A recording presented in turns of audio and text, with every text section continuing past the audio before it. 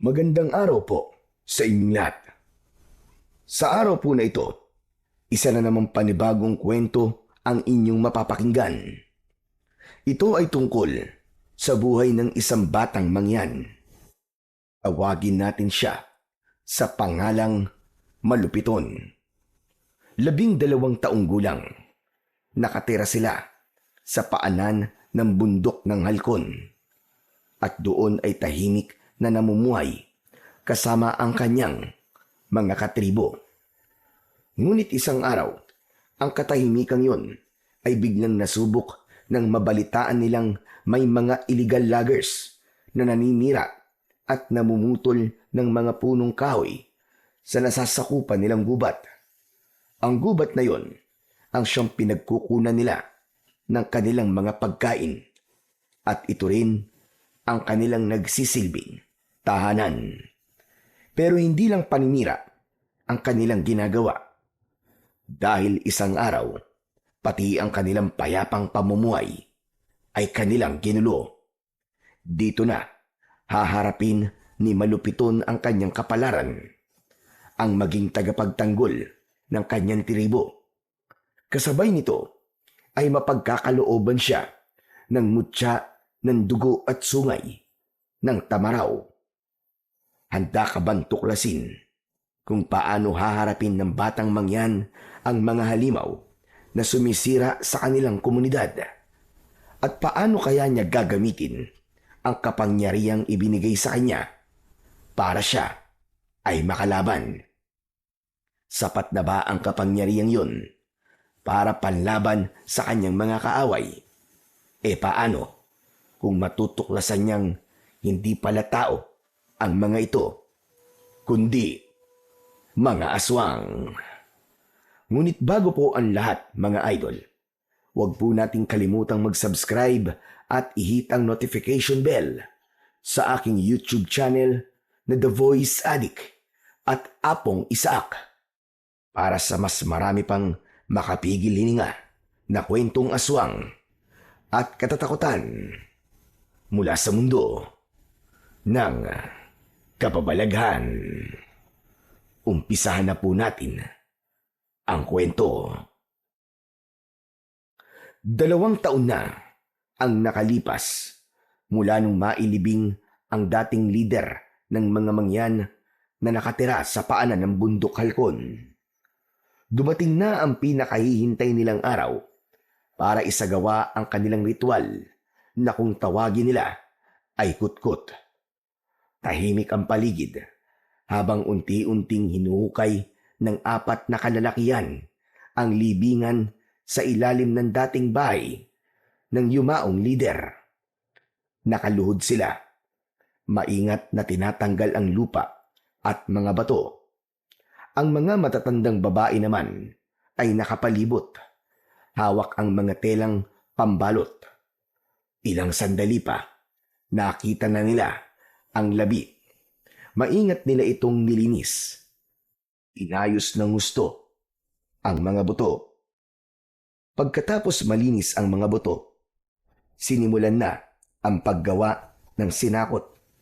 Isa-isang binalot ang mga buto sa makapal na tela hanggang mabuo ang hugis ng isang taong nakabaluktot ang tuhod patungo sa kanyang dibdib na parabang ayos ng isang sanggol sa loob ng sinapupunan. Pagkatapos nito ay dadalhin na ang mga buto sa kuwebang bato. Pinagtulungan ng ilang malalakas na lalaki na buhatin yon.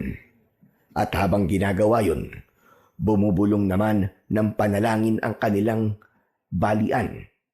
Isang matandang lalaki na may kakayahang manggamot at maalam sa mga orasyon at ibang dasal. Siya ang gumagabay sa ritual upang masigurong ligtas ang espiritu sa paglalakbay nito. Layunin nilang ilagak ang mga buto sa isang sagradong kuweba na kanilang pinaniniwalaang daanan ng mga espiritu patungo sa lupain ng kanilang mga ninuno. Sa kanila, ang kuweba ay banal at mahigpit na ipinagbabawal na galawin ng mga hindi kabilang sa kanilang tribo. Bawal ding pumasok, lalo na kapag hindi pinahihintulutan. Habang papunta sila sa kuweba, tumutunog ang mga gong at nagsimula ang sayaw na tarok. Kasunod ng mga sumasayaw ay ang mga kababaihang may dalang mga basket na puno ng prutas, palay at mga bulaklak na ihahandog para sa espiritu ng yumaong lider. Kabilang sa naglalakad ay ang magkaibigang si Malupiton at ang kaibigan niyang si Balong. Tahimik nilang sinusundan ang prosesyon. Si Malupiton ay anak ng kasalukuyang lider na si Lakan Daturos at lolo niya rin ang kasalukuyang inilalagak sa huling hantungan. Tahimik lamang si Malupiton habang pinagmamasdan ang ritual. Ngunit ilang sandali pa ay nagsalita si Balong. Kumusta ka na ngayon? Ayos ka lang ba, Malupiton? Oo naman. Ayos lang ako kahit medyo malungkot. Kasi naaalala ko na naman si Lolo eh. Kaso, ganun talaga eh. Sadyang mahiwaga ang buhay. Kailangan natin tanggapin na hindi habang panahon makakasama natin ang mga mahal natin. Yun nga lang, talagang nakakalungkot talaga. Kaya nga nakakalungkot na wala na siya. Isa pa naman siyang magaling na leader. Mas mabait siya kumpara sa tatay mo na napaka-istrikto at saka madamot. Hoy, hindi naman madamot ang ama ko ah. Sadyang may mga pagkakataon lang na kailangan magtipid. Kasi 'di ba, hindi maganda yung mga ani natin itong mga nakaraang buwan. Tapos, nagka-landslide pa. Kaya sarado yung daan papuntang palengke. Hindi tuloy makapagbenta yung mga kasama natin sa tribo. Pasensya ka na, Malupiton ha. Naikukumpara ko lang naman sila kasi yung lolo mo, sa mga panahong ganito na nagigipit tayo, siya talaga ang gumagawa ng paraan para hindi tayo magutom, di ba? Kahit mahirap, nagagawan pa rin niyang magbigay at magpakain sa mga tao. Alam ko ang sinasabi mo at naiintindihan ko. Kaya lang wala na tayong magagawa. Magkaibang tao talaga sila eh. Oo nga, pero alam mo, bilib talaga ako sa lolo mo. May naikwento sa akin si tatay. Hindi ko lang alam kung alam mo ha. Ang sabi, halos kasing edad pa lang daw natin siya noon. Naging Lakan na siya. At siya ang naging pinakabatang leader sa buong tribo. Marunong na siyang manguna sa mga tao. Tapos sabi pa, magaling daw siyang mangaso kahit bata pa. Alam ko yan. Siyempre, si Lolo yung pinag-uusapan natin eh. Natural na alam ko yun. Ikaw talaga oo. Alam mo, idagdag mo pa dyan yung sabi ni Ama na napili si Lolo na maging leader dahil siya mismo ang nagligtas at nagtanggol sa tribo laban sa mga masasamang dayo noon. Ang galing no? Paano kaya niya nagawa yun?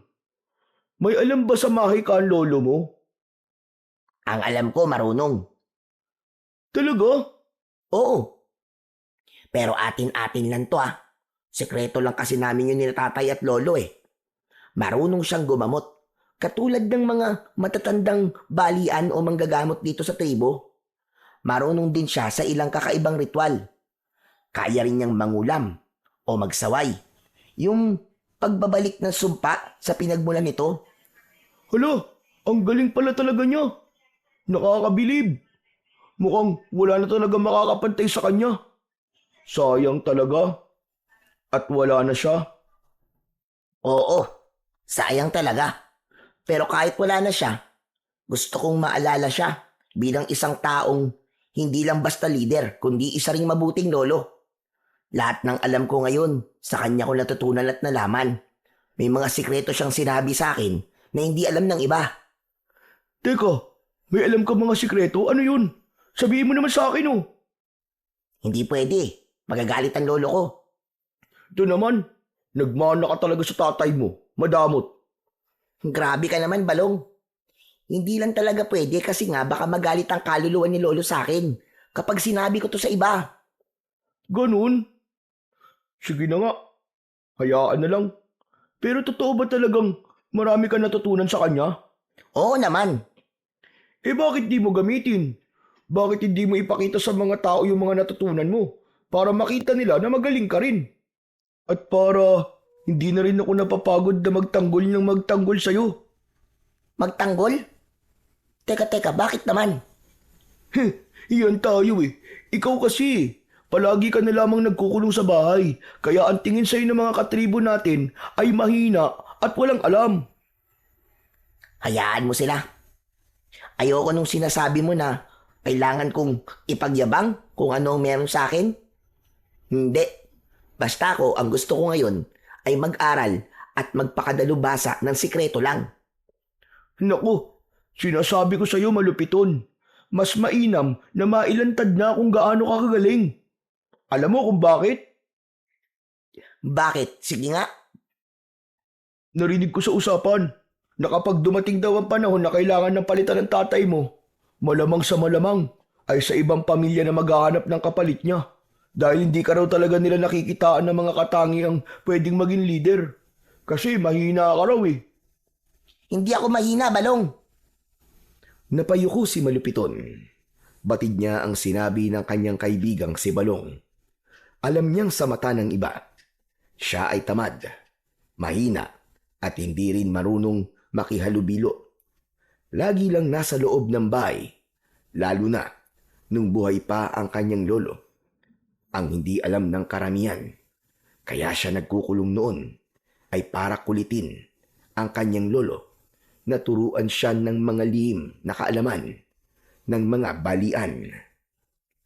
Nagpatuloy ang pang-aasar ni Balong, ngunit sa halip na sumagot pa, ay tahimik na lamang ang batang si Malupiton. Huminto na rin sila sa paglalakad dahil narating na nila ang bukana ng kuweba. Tumingin siya sa sinakot na unti-unti nang ipinapasok doon. At sa sandaling yun, nanumpa siya sa labi ng kanyang lolo na balang araw, ipapakita niya sa lahat na mali ang tingin nila sa kanya.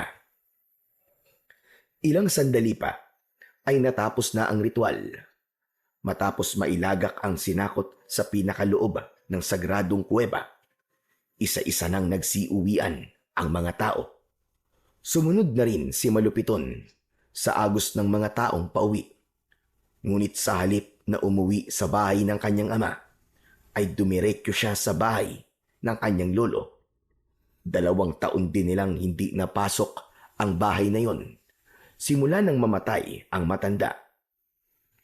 Ayon sa kanilang kaugalian, ang bahay ng patay ay bawal pasukin o tirihan ng mga kamag-anak hanggat hindi nilalagak sa sagradong kuweba ang kanyang sinakot.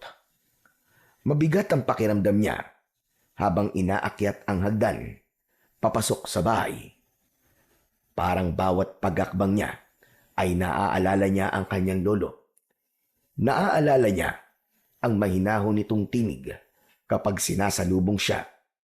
Naaalala niya ang mga gabing magkasama silang nakaupo sa harap ng apoy habang nagkwekwentuhan ng mga kasaysayan ng kanilang tribo. Ngunit sa oras na yon, katahimikan ang sumalubong sa kanya. Nang makarating siya sa punong hagdan, napansin ni Malupiton na bukas ang pinto. Marahan siyang pumasok at doon niya nakita ang kanyang ama na nakaupo sa gilid ng isang lumang baul. Hawak nito ang isang pirasong punyal na pag-aari ng kanyang lolo.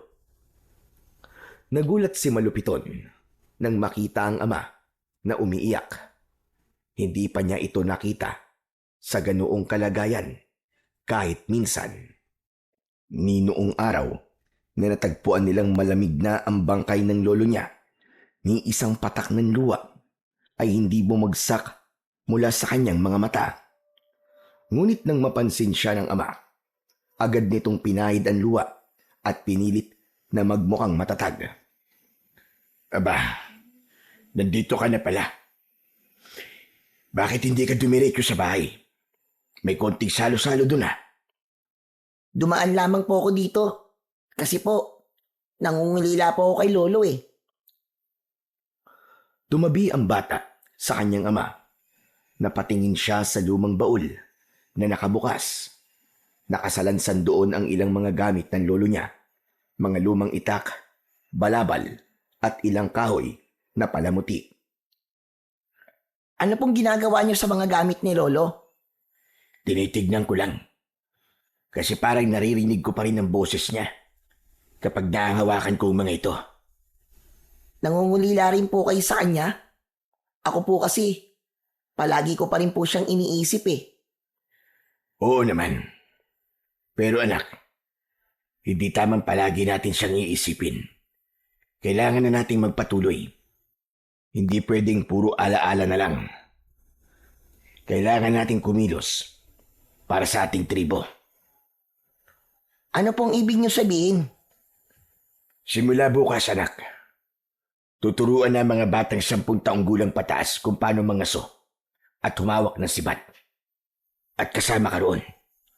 Ako po? Pero di ba po, nung si Lolo ang leader, hinahayaan lang po niya kami maglaro. Ang ginagawa lang po namin nun ay ang tumulong sa pagtatanim at pangingisda. Pero hindi po sa pangangaso. Dahil iba na ang panahon ngayon. 2 taon mula nang mamatay ang lolo mo. Madami nang nagbago. Noon, sapat pa ang ani at huli para sa lahat. Pero ngayon, kung hindi kikilos ang lahat, baka magutom tayo. Lalo't sinabi ng balian na may paparating na tagutom. Talaga po bang mangyayari yun, Tay? Oo. At hindi lang yun ang problema natin. Napansin mo bang bahagi ng kabundukan na kalbo na? Opo. Yun ang sinasabi kong problema. May mga taong hindi taga rito ang pumapasok sa kagubatan at namumutol ng mga puno para ibenta. Dahil sa walang habas na pagtutroso, nawawasak ang lupa. Yun ang dahilan kung bakit nagkakaroon ng pagguho sa daan, papuntang pamilyan. At kapag nawala ang mga puno, mauubos din ang mga hayop na pinagkukunan natin ng pagkain. Kung ganun po, ay kailangan pala talaga nating kumilos. Kaya nga gusto kong makiisa ka sa mga ituturo bukas. Hindi lang ito para sa pangangaso, anak. Gusto kong matutunan yung mga kabataan kung paano ipagtanggol ang inyong mga sarili at ang tribo. Kapag dumating ang araw na wala ako, kailangan handa ka. Lalo na't ikaw ang papalit sa akin. Po, ako po ang papalit. Pero sabi po nila mahina daw po ako at walang alam. At sinong may sabi niyan? May narinig lang po na usapan ng kaibigan ko. Kung sinasabi nilang wala kang alam, ayos lang yun. Alam mo kung bakit? Kasi wala namang ipinanganak na may alam na. Walang ipinanganak na agad ay malakas na. At mas lalong walang ipinanganak na handa na kagad humawak ng responsibilidad. Ang pagiging pinuno, anak, ay matututunan. 1, 2, hanggang sa 1000-libong hakbang. Kailangan mo lang magsanay. Magiging katulad mo din kami. Totoo po. Pero paano po kung di ko po kayanin? Paano po kung totoo naman po yung sinasabi nila sa akin? At bakit ka maniniwala sa sasabihin ng iba? Ikaw ang mas nakakakilala sa sarili mo, malupiton. Huwag mong kalilimutan. Dala mo ang dugo ng ating lahi. Ang dugo ng isang pinuno. Hindi ka mahina tulad ng iniisip ng iba. Iyan ang itatak mo sa isip mo. Opo. Sana po ay tama po kayo. Hindi sana, anak. Sigurado ko. Kaya nga bukas, simulan mo na. Matuto kang mangaso gamit ng sibat at pana. At higit sa lahat, matuto kang magbantay ng kagubatan natin. Hindi lang ito tungkol sa pagkain, kundi sa kaligtasan ng buong tribo. Nating lahat. Sige po, Ama. Nagtagal pa ang kanilang pag-uusap. Ikinuwento nila Kandaturos ang mga plano niya para sa kabataan at maskinaan simpleng paraan ng pagbabantay sa kagubatan laban sa mga dayong namumutol ng mga puno. Ipinangako ni Malupiton sa kanyang ama na gagawin niya ang lahat ng kanyang makakaya. Kahit pa nangangamba siya sa mga hamon na paparating sa kanilang tribo. Pagkatapos ng kanilang pag-uusap, maingat na isa-isang ibinalik nila Kandaturos ang mga gamit ng matanda sa loob ng baul at maingat niya itong isinara. Tumayo na sila at sabay na lumabas ng bahay. Tahimik silang naglakad pauwi at pagdating nila doon ay agad na naamoy ni Malupiton ang amoy ng inihaw na isda at ang sabaw ng nilagang baboy damo. Nasa gitna ng bakuran ang kanilang mga katribo. Nakapalibot sa isang mahabang mesa na yari sa kawayan. May sapin itong dahon ng saging at abala ang lahat sa paghahanda ng pagkain. Ginagawa nila ito upang parangalan ang alaala ng yumao at magpasalamat sa lahat ng mga biyayang natatanggap ng tribo.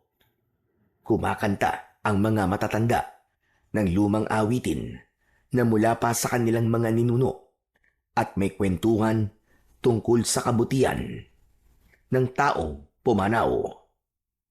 Habang kumakain, nakikinig lang si Malupiton sa mga matatanda na nagkikwento ng kabayanihan ng kanyang lolo. Natutuwa siyang isipin na ang kanyang lolo ay hinahangaan at minamahal talaga ng lahat. Ngunit kapalit ng tuwang yun, habang pinakikinggan niya ang usapan kung gaano katapang at katalino ang kanyang lolo, napaisip siya kung kakayanin ba niyang mapantayan ang mga yon. Tahimik lang siyang kumain, ngunit sa loob-loob niya, nagsisimula ng mabuo ang matinding hangarin niya na patunayan ang kanyang sarili sa lahat. Minsan ay napapatingin siya sa kanyang ama na abala pa rin sa pakikipag-usap sa ibang matatanda. Kita sa mukha nito ang bigat ng responsibilidad bilang isang lider. Samantala, pagkatapos kumain ng lahat, ay nagsimula na ang isang simpleng ritual ng pasasalamat nila sa mga espiritu ng kalikasan. Tumayo ang balian at sinindihan ng halamang may mabangong usok. Isa-isang nagbigay ng galang ang mga tao. Inilalapit ang kamay sa usok at itinaas ito bilang tanda ng pasasalamat at paghingi na rin ng proteksyon para sa tribo.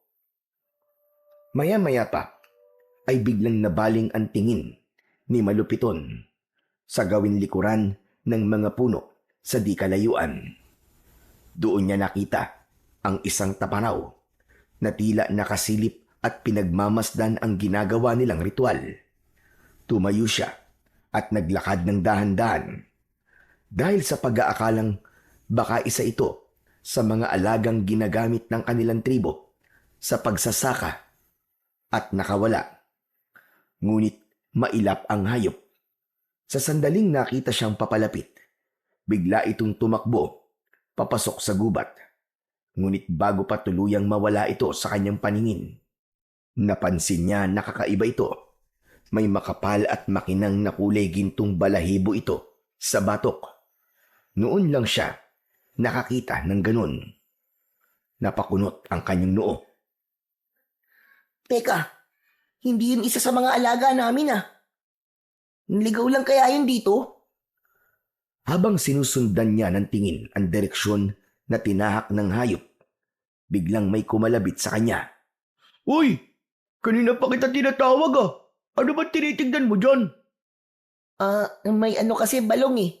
May nakita akong tamaraw na para bang may gintong balahibo sa batok. Ano ka mo? Gintong balahibo? Ano sinasabi mo? Wala namang ganun ah. Sigurado ka ba sa nakita mo? Oo, balong, sigurado ako. Kung totoo nga yun, dapat mong sabihin sa kanila, lalo na sa balian. Baka may ibig sabihin ng pagpapakita ng tamaraw na yun na may gintong balahibo sa batok. Hindi, wag na muna natin sabihin sa iba Kasi parang pamilyar sa akin ng Tamaraw na yun eh. Parang narinig ko na noon ng tungkol sa kanya. Pero hindi ko lang maalala kung saan o kanino ko to narinig. Eh kung ganun nga, dapat mo sabihin. Baka kasi mahalaga eh. Ang mga matatanda lang ang nakakaalam ng lahat. Ang kulit mo naman, Balong eh. Sabi na wag na muna eh. Saka ko na lang sasabihin kapag naalala ko na ang tungkol sa kanya. Ewan ko sa'yo, pero para sa akin, mas ligtas kung ipapaalam na natin. Anong ligtas? Bakit sa tingin mo ba? Kaya tayong ipahamak ng Tamaraw na yon? Hindi salot ang anumang hayop. Wala pang Tamaraw na nananakit sa atin. Sige na nga, sikreto na nga lang muna natin. Hindi naman ako mananalo sa'yo eh. Nakumbinsi ni Malupiton ang kanyang kaibigan ni si Balong sa kanyang gusto. Ngunit bago pa matapos ang kanilang usapan, biglang nagbago ng paksa si Balong. Alam mo na ba yung tungkol sa plano ng Lakan? Na pati yung mga bata ay sasabak na sa pangangaso? Ha? Oo, alam ko na. Sinabi niya na kanina. Pero hindi naman niya sinabi sa akin na sasabak tayo sa pangangaso. Ang batid ko, tuturuan at sasanayin lang niya tayo na humawak ng mga gamit sa pangangaso. Sus, doon na rin pupunta yun eh. Ano ka ba? Kaya tayo sasanayin ay dahil pati tayo kailangan na rin mangaso. Kailangan na rin nating pakainin ang buong tribo. Sa bagay, tama ka. O di ba? Pero sa totoo lang, hindi naman ako tutol. Hindi rin ako kinakabahan kasi alam mo na, hindi naman ako mahihirapan eh. Alam kong kaya ko, kahit ano pa ang ituro nila. Ganun ba? Oo! Madali lang naman matutong gumamit ng pana at palaso eh. Sisiw lang din sa akin ng pagbato ng sibat. Naku, sinasabi ko na sa'yo. Ako ang magiging pinakamagaling bukas. Oo nga, Balong. Siguro nga. Anong siguro nga? Hindi ka ba bilib sa akin? Eh ikaw, kaya mo ba? Ha? Ewan ko. Hindi ko pa alam kung kaya ko eh. Naku, wag mong alalahanin yun. Basta nandito ako, tuturuan kita. Kasangga mo yata ako. Tinapik siya ni Balong sa balikat. May halong yabang pero may konting lambing din sa tono. Napangiti si Malupiton kahit alam niyang bagyang nang aasar lang si Balong. Sa loob-loob niya, hindi siya tulad ng kaibigan na puno ng kumpiyansa. Ngunit alam niyang wala siyang balak umatras. Gagawin niya ang lahat para matuto. Hindi lang para patunayan sa iba na kaya niya, kundi para sa seguridad ng buong tribo. At sa isang bahagi ng kanyang isipan, alam niyang ang pagsasanay na ito ay maaaring magdala rin sa kanya sa kasagutan tungkol sa kakaibang Tamaraw na nakita niya. Kinagabihan, nagtipon-tipon ang mga matatanda sa bulwagan ng tribo. Tanging liwanag lang ng mga sulo ang nagbibigay liwanag sa paligid. Subalit hindi yun hadlang para sa kanilang pagtitipon. Tahimik silang nakaupo at handang makinig sa bawat salitang sasabihin ng lider. Ang bulwagan ay simple lang. Nakaupo silang lahat sa lupa at nakaharap sa nasa harap nilang silakan daturos. Samantalang si Malupito naman ay kasama nila sa pagpupulong. Nasa tabi ito ng kanyang ama. Tahimik lang itong nakamasid at nakikinig. Guwahon, may balitang nakarating sa akin mula sa ilang tanod sa gubat na may mga bagong dating na dayo. Namumutol sila ng mga puno na walang paintulot. At sabi pa, ay malapit lang dito sa atin. Tama po kayo. Meron nga pong isang grupo ng mga kalalakihang umakyat dito sa itaas ng bundok. At tulad ng sabi nyo, ay namumutol sila ng mga puno at ginagawang troso. Ito na nga ba ang kinakatakutan ko? Kailangan nating pigilan ito. At huwag nating hayaan na sirain nila ang ating bundok. Huwag nating hayaan maubos ang ating mga puno at mawala ang mga hayop. Oo, Lakan. Dahil kung di tayo kikilos ngayon, Baka tuluyan ng masira ang kagubatan at mahirapan ang tribo natin sa hinaharap. Tama ka, Guwahon. Kaya naman kailangan natin pag-usapan ng maayos kung ano ang gagawin. Hindi natin pwedeng pabayaan sila. Ang mga matatanda ay nagkatinginan sa isa't isa. Ang bawat isa ay nag-iisip kung paano nila maipagtatanggol ang kanilang lugar. Kung ganun, Lakan, ano po ang plano natin? Magbabantay po ba tayo sa kagubatan? Hindi sapat ang magbantay lang, Guwahon. Kailangan natin silang makaharap. Makikipag-usap tayo sa kanila. Gagamitin natin ang diplomasyong pag-uusap kung maaari. Lisanin nila ang lugar natin at ihinto ang pagsira sa kalikasan. At kung hindi sila makinig sa atin, Lakan? Kung hindi, handa tayong gumawa ng paraan para mapigilan sila. Hindi natin hahayaan na masira ang ating bundok at ang mga pinagkukunan natin ng pagkain.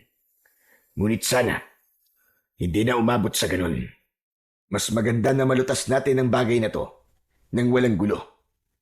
Tama po kayo, Lakan. Mas mainam nga po na maayos ang usapan. Ngunit dapat din po tayo maganda. Baka kailangan nating ipakita ang kakayahan ng tribo para maipagtanggol ang ating tahanan. Eksakto. Kaya simula bukas, sisimulan na natin ang pagsasanay sa mga kabataan sa paggamit ng pana at sibat. Kailangan natin maging handa bago tayo humarap sa kanila. Hindi natin alam kung sino sila o kung ano ang kakayahan ng mga dayo na yon. Sandali lang po. Pati po ba kaming mga kabataan ngayon ay balak niyo na pong isama kung sakali pong magkaroon ng gulo? Tama po ba ang pagkakaintindi ko? Oo, kailangan na ninyong matuto habang bata pa kayo. Kapag dumating ang oras na wala na ako at magkakaroon ng panganib, handa na kayo at alam na ninyo ang lahat ng dapat gawin. Pero ama, hindi ganyan ang sabi ng lolo noon. Ang sabi po niya, ang mga bata ay hindi para sa karahasan. Biglang tumahimik ang loob ng bulwagan.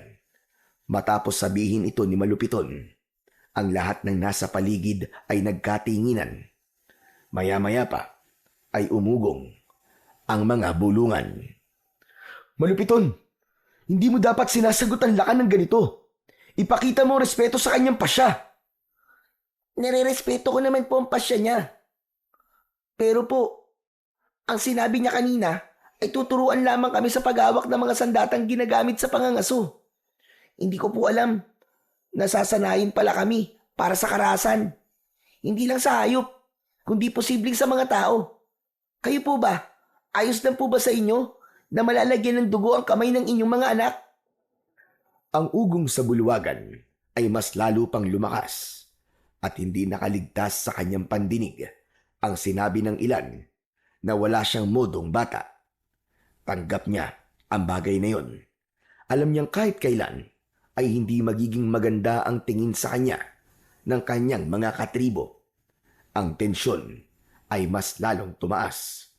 Ngunit ang Lakan ay nanatiling tahimik. Pasensya na po. Hindi ko po sinasadya. Sinabi ko lang po kung ano nararamdaman ko. Anak, naiintindihan ko ang nararamdaman mo. Ngunit kailangan mong malaman na ginagawa ko to dahil yun ang alam kong tama.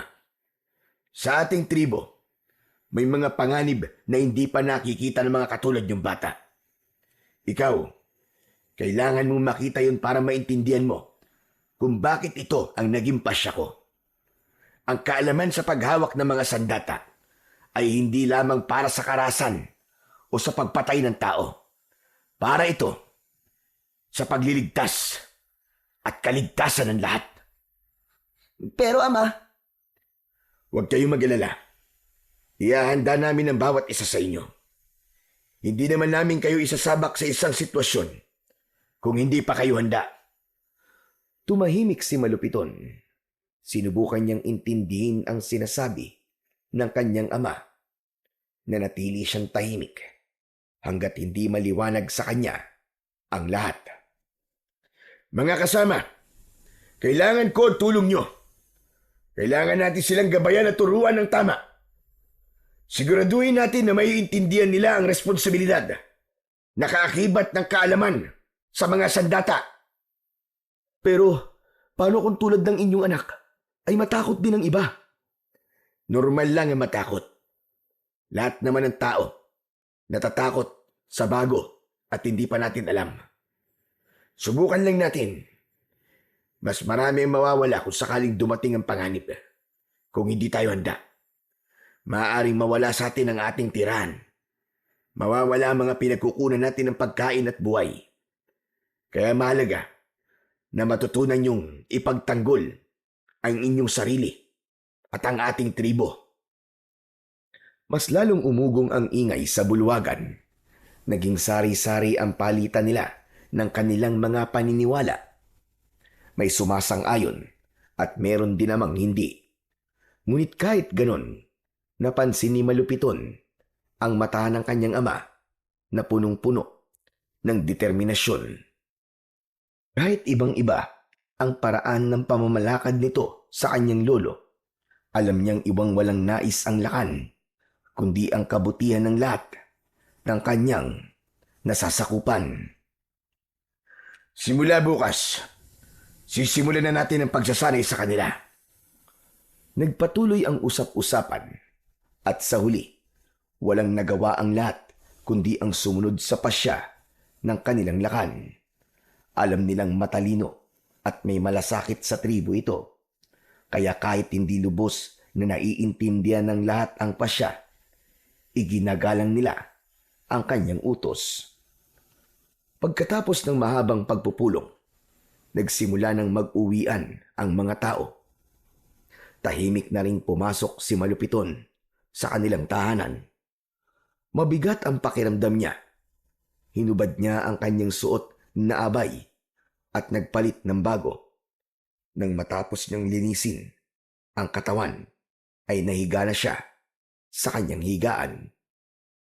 Nakatingala siya sa bubong at iniisip kung ano ang magagawa ng isang batang katulad niya kapag nagkaroon ng kaguluhan. Tila paulit-ulit na bumabalik sa isip niya ang sinabi ng kanyang ama at ang mga bulungan kanina. Maya-maya pa, nang hindi makuha ang antok, bumangon siya at naupo sa tapat ng bintana. Sa labas ay tinanaw niya ang maliwanag na buwan at mga bituin sa langit. Kita din niya ang malahiganting anino ng bundok halkon.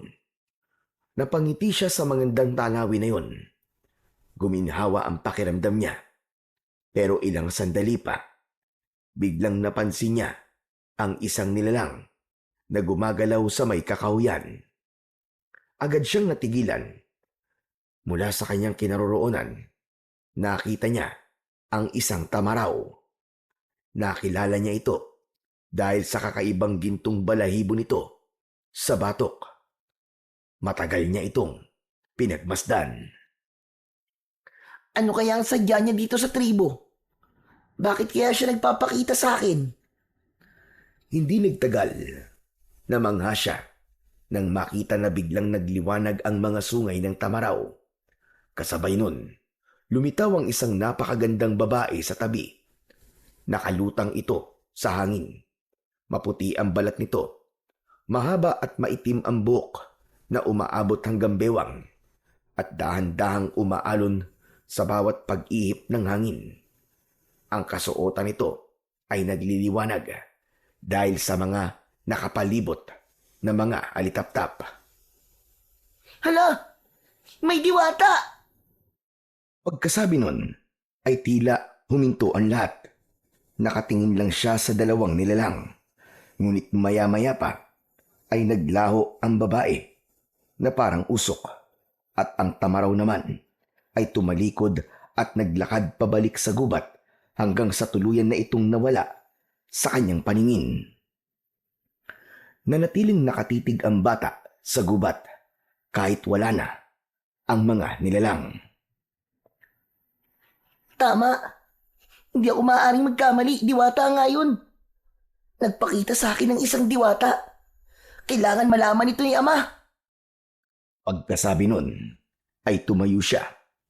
Kakausapin na sana niya ang kanyang ama, pero bigla siyang natigilan nang maalala ang kwento ng lolo niya tungkol sa alamat ng isang tamaraw na inaalagaan ng isang diwata ng kagubatan. Ayon sa kwento, taglay ng hayop na ito ang isang makapangyarihang mutya na nagbibigay ng pambihirang kapangyarihan sa sino mang makakakuha nito. Ngunit bago makuha ang mutya, kailangan munang mamatay ng hayop. Wala siyang matandaan na panganib na nabanggit ang kanyang lolo tungkol dito. Ngunit malinaw sa kanya na isang biyaya ang pagpapakita sa kanya ng diwata. Sa kabila nito, ipinilig niya ang ulo niya dahil hindi naman siya naghahangad ng kapangyarihan at lalong ayaw niyang magkaroon nito dahil takot siyang magamit niya ito sa kasamaan. Ang tahimik na pamumuhay ay sapat na para sa kanya.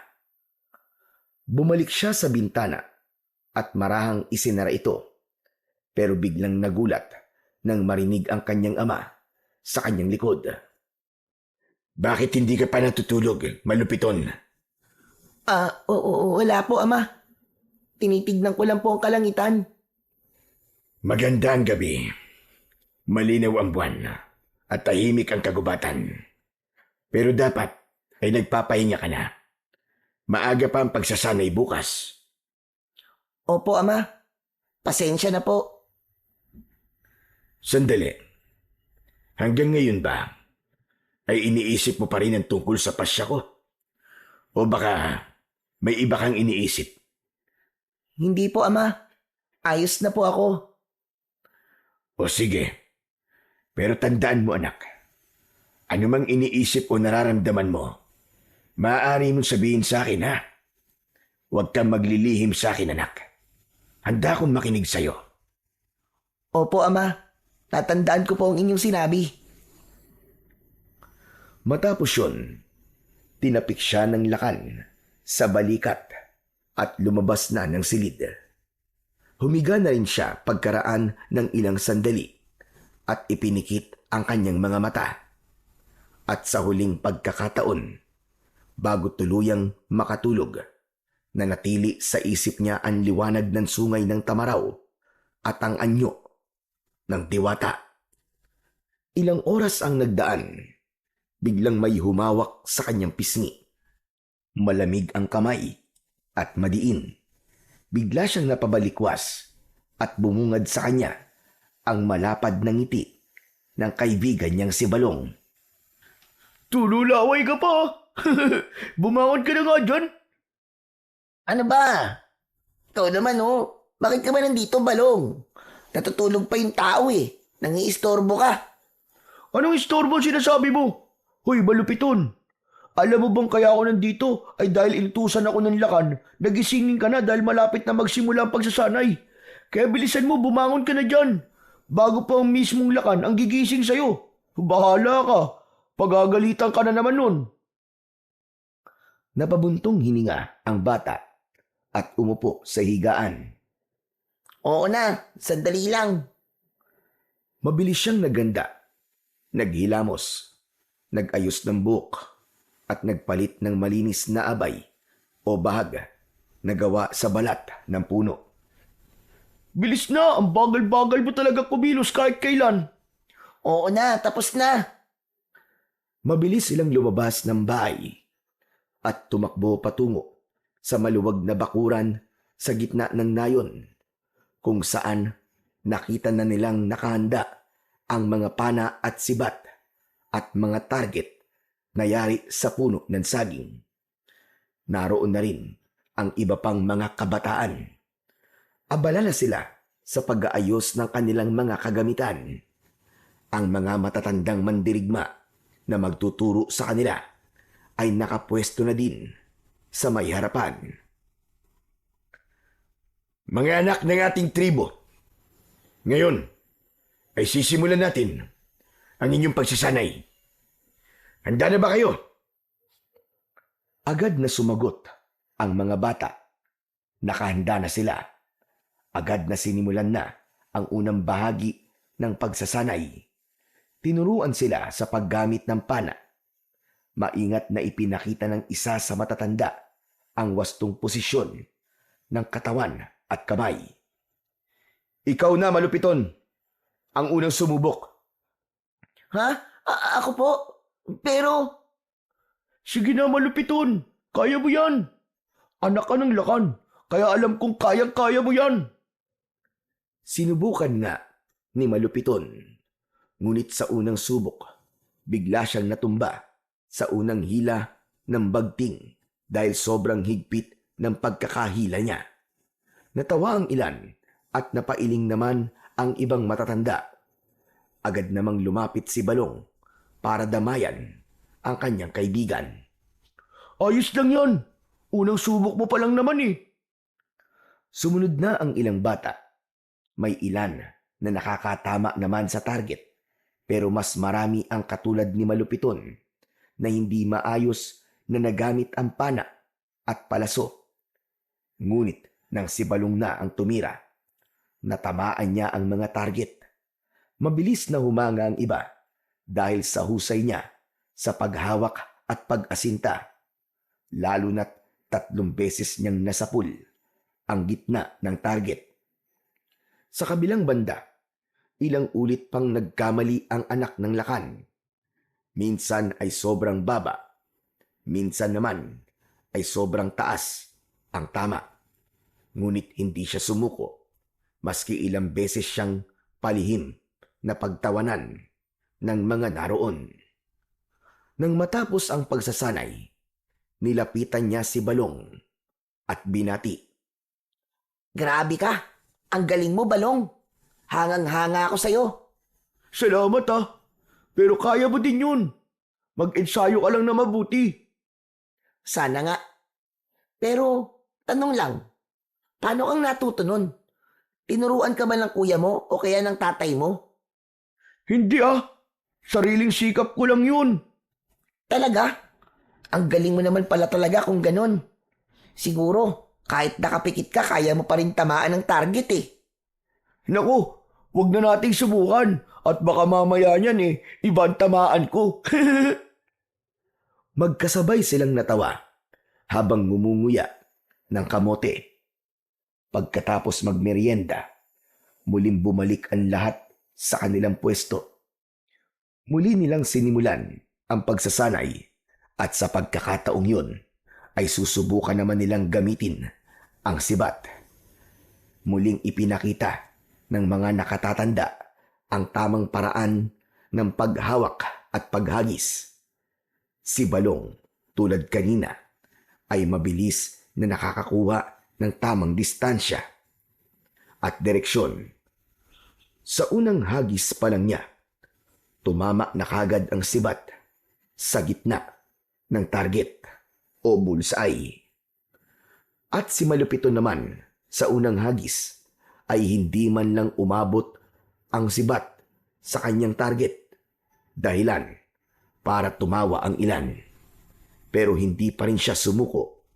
Muli niyang sinubukan pero hindi pa rin niya nagawa ang dapat na gawin. Hindi siya tumigil hanggang sa panghuling pagkakataon bago matapos ang araw. Tumama rin ang sibat niya sa gilid ng target at masaya na siya sa nagawa niyang yun. Ngumiti si Balong at tinapik siya sa balikat. O di ba? Sabi ko na sa'yo, kaya mo rin eh. Salamat. Salamat, kaibigan. Ang unang araw ng pagsasanay ay nagtapos sa isang maayos na paraan. Kahit hindi kasing galing ni Balong, ramdam na ramdam ni Malupiton ang pag-unlad at tiwala sa sarili. At sa pagtatapos ng araw, naglakad silang pabalik sa kanilang mga bahay. Lahat ng mga kabataan may ngiti sa labi, kahit pagod. Lumipas ang 3 araw. Patuloy pa rin na nagsasanay ang mga bata. Muli ay nagkatipon sila sa lugar na kanilang pinag-eensayuhan. Ang mga nakatatanda at mga tagapagsanay ay nakahanay na sa unahan at parang may mahalagang sasabihin. Ngayong araw ay magkakaroon ng isang paligsahan. Kayo ay magpares-pares at mga ngaso. Ang pwede lang ninyong huliing hayop ay ang mga nakakain natin. Ito lang ang pwede. Baboy ramo, kuneho, ibon, at iba pa. Iwasan niyong hulihin ang mga hayop na binabantayan at inaalagaan ng ating tribo. At kapag nakahuli na kayo, iuwi niyo dito. At ang may pinakamalaki at pinakaangkop na huli, siya ang tatanghaling panalo. Nagbulungan ang mga bata, halatang sabik at kabado sa magiging gawain. Nang mag-anunsyo na ang mga pares, sina Malupiton at Balong ang natawag na magiging magkapareha. Ang swerte mo naman, Malupiton. Sigurado mananalo na tayo kasi ako ang partner mo eh. Ah, oo nga. Swerte nga ako sa'yo. Bagyang ngumiti na lang ang bata. Sanay na siya sa kayabangan ng kanyang kaibigan. Muli niyang itinuon ang pansin sa mga sinasabi pa ng kanilang tagapagsanay. Makinig kayo! Huwag kayong lalayo sa loob ng ating nasasakupang gubat. May mga bahagi na mapanganib at bawal puntahan. Tandaan nyo, sundin nyo ang mga patakaran para maiwasan ang disgrasya. Maliwanag ba? Opo, maliwanag na maliwanag! Agad na nagsimula ang bawat pares. Naglakad na sila patungo sa kani-kanilang napiling bahagi ng gubat. Si Malupiton at Balong ay naglakad papunta sa kanlurang bahagi. Nang naroon na sila, ay agad na nagpaikot-ikot si Balong at naghanap ng hayop. Ngunit ni isang kuneho o ibon ay wala siyang nakita. Pabihira naman yan oh. Ano ba ito napuntahan natin? Wala man lang kahit maliit na hayop. Sayang lang ang oras natin dito. Wala tayong mahuhuli. Maghintay pa tayo ng kahit konti lang, Balong. Ganun naman talaga kapag nangangaso, di ba? Kailangan, matyaga ka. Hindi natin kailangan magtyaga dito, Malupiton. Tignan mo ang tahimik ng lugar. Alam mo, mas maganda kung lalayo tayo ng konti. Baka sa banda ron ay may makita na tayong hayop. Hindi pwede, Balong. Di ba sabi nila dito lang tayo sa loob ng nasasakupan natin? Baka mapahamak tayo kung lalayo tayo. Hindi yan. Bakit? Malalaman ba nila? Hindi, pero nasa panuntunan ng paligsahan na hindi tayo dapat lumayo, di ba? Kung lalabas tayo, pandaraya na ang tawag dun. Naku, ang dami mo pa sinasabi. Halika na! Huwag, Balong. Alam ko na. Natatakot ka, no? Kung natatakot ka, dito ka na lang. Ako, lalayo na. Hindi na napigilan ni Malupiton ang kanyang kaibigan. Naglakad na palayo si Balong. Napabuntong hininga na lamang ang bata at kahit labag sa loob niya, sumunod na rin siya. Ilang minuto pa lang silang naglalakad ay biglang may narinig na silang kaluskos sa may gawing unahan. At mula sa likod ng mga puno, may lumabas na baboy ramo. Ayun! Nakikita mo ba? Nakikita ko! Meron na tayo may uuwi! Ayos! Bago pa siya masaway ni Malupiton, ay mabilis nang tumakbo si Balong palapit sa hayop. Muli niyang hinawakan ito, pero hindi siya ulit pinakinggan. Tumakbo ang baboy ramo nang makitang may papalapit sa kanya. Hinabol ito ni Balong. Hintay! Sandali lang, Balong! Ngunit naging mabilis palalo ang takbo ni Balong hanggang sa tuluyan na itong naglaho sa kanyang paningin. Binilisan na rin niya ang pagtakbo habang patuloy na isinisigaw ang pangalan ng kanyang kaibigan. hanggang sa isang malakas na sigaw at ungol ang kanyang narinig. Tulong! Tulungan niyo ako! Sinundan niya ang boses at natagpuan niya ang kaibigan na nakabitin sa gilid ng isang matarik na bangin. Sa itaas nito, nakatayo ang mabagsik na baboy ramo, handang sumalakay. Halos mawalan ng kulay ang muka ni Balong dahil sa labis na takot. Sandali lang, Balong! Huwag kang bibitiw! Agad na pumwesto si Malupiton at iniumang ang kanyang sibat. Sinubukan niyang bugawin ang baboy ramo pero bigla siya nitong sinugod. Mabilis na umatras at umiwas ang bata. Saka muling pumwesto para makahanap ng tamang tiyempo. Muli itong sumalakay at sa pagkakataong yun, isinangga niya ang sibat sa katawan upang mapigilan ang baboy ramo na siya ay kagatin. Pinag-igi niyang mabuti ang kanyang mga galaw dahil alam niyang sa isang maling kilos ay maaari siyang mapahamak.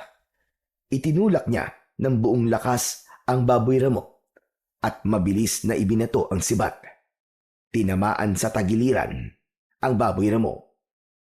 Isang malakas na igik ang narinig bago bumagsak ang baboy ramo. Pagkatapos nun, ay mabilis siyang lumapit sa gilid ng bangin at inabot ang kamay ng kaibigan. Balong! Abutin mo ang kamay ko! Dalian mo! Agad na hinawakan ni Balong ang kanyang mga kamay at si Malupito naman, buong lakas niyang hinila ang kaibigan paitaas. Pareho silang hingal na hingal, pero masaya silang parehas dahil ligtas na si Balong sa tiyak na kamatayan. Nagpahinga sila saglit sa ilalim ng isang puno. Salamat kaibigan ha. Iniligtas mo ako. Utang ko sa iyo ngayon ang buhay ko. Kung hindi ka dumating, baka wala na ako ngayon. Ano ka ba? Ayos lang yun. Ang mahalaga, ligtas ka na. Pero ang galing mo, Malupito na. Ikaw talaga ang tunay na panalo ngayon. Hindi ko alam kung paano kita mababayaran. Hindi mo kailangan magbayad sa akin. Basta sa susunod, huwag nang matigas ang ulo mo. Makikinig ka palagi sa mga paalala. Oo na. Ay, akala ko talaga katapusan ko na kanina. Napakabangis pala talaga ng baboy ramo. Natakot din ako eh. Hindi pala talaga madali ang mga suno. Kaya nga eh. Teka, paano mo nga pala napatay yung baboy ramo? Saan mo tinamaan yan? Sa tagiliran, tinamaan siya ng binato kong sibat. Wow, ang galing ah! At talagang nasapul mo. Napakatapang mo rin naman pala eh. Eh ako, halos mamatay na sa takot nung bigla siyang humarap at lumusob sa akin. Nakakatakot naman talaga siya eh. Pero naawa din ako sa kanya. Napatay ko siya. Ayoko sana, Balong. Kasi Ano ka ba? Huwag ka ba konsensya no? Bahagi yan ng paligsahan ang pumatay ng hayop. yun na nga eh. Para ito sa paligsahan at hindi sa natural na pangangaso para sa pagkain. Manito, hindi dapat natin pinaglalaroan ng mga hayop, sabi ni Lolo. Eh pero kakainin din naman to, di ba? Hindi naman masasayang eh. Oo nga, pero iba pa rin ang dahilan. Kung para sa pangangailangan, tama lang. Pero kung para lang sa pangpaligsahan, hindi ako komportable. Baka magalit ang mga diwatang nagbabantay dito sa gubat. Alam mo, minsan masyado ka seryoso. Pero naiintindihan ko naman yung punto mo. Yun nga lang, anong gagawin natin? Kailangan natin sumunod sa kanila eh. Dahil kung hindi tayo papasa at hindi tayo mananalo. Ewan ko sa'yo. Puro panalo nasa utak mo. Tara na nga. Teka lang, may sasabihin pa ako eh. Ano ba sasabihin mo? Salamat ha kasi hindi na lang buhay ang utang ko sa'yo. Kundi dahil sa'yo, wala tayong may uuwing huli ngayon. Huli nating dalawa yan. Pinagtulungan natin. Kaya pareho tayong may ambag. Hindi, ikaw talaga ang gumawa ng lahat ng hirap, Malupiton. Wala akong ambag. Ako pa nga ang muntik ng gumawa ng problema dahil sa katigasan ng ulo ko. Kaya naman, pagdating natin dun, sasabihin ko sa lahat na magaling ka din. Ay hindi, sasabihin ko sa kanila na ikaw talaga ang pinakamagaling. Hayaan mo na nga yun kung ano-ano pa sinasabi mo eh. Mabuti pa, tara na, umuwi na tayo. O sige na, buhatin na natin itong baboy mo. O sige, partner. Binuhat nila ang baboy, pero sobrang nahirapan sila. Grabe, ang bigat naman ito. Parang mababali ang likod ko. Mabuti pa maghanap tayo ng matibay na kawayan para magawa natin siyang pasanin ng mas madali. Agad silang naghanap sa paligid at nakakita ng dalawang mahabang kawayan sa gilid ng gubat. Pinutol nila ito at ikinrus sa ilalim ng baboy ramo sa katinalian ng matibay na hibla ng yantok para hindi mahulog ang huli. Pagkatapos, sabay nilang ipinatong sa kanilang mga balikat ang dalawang dulo ng kawayan. Ano ba yan? Mabigat pa rin Mas mabigat kung buhatin natin na walang ganito, di ba? Kaya tiisin mo na lang. Habang naglalakad pabalik, madalas silang tumigil para magpahinga. Pawis na pawis at hingal na hingal sila. Nang marating nila ang komunidad, napansin nilang lahat ang iba pa nilang mga kasama ay naroon na at lahat sila ay may dalang mga huli, mga ibon, kuneho at maliliit na isda. Nagkukumpulan sila kasama ang ilang matatanda.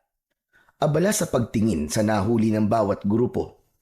Ngunit pagpasok nila sa sentro, agad na napatigil ang lahat.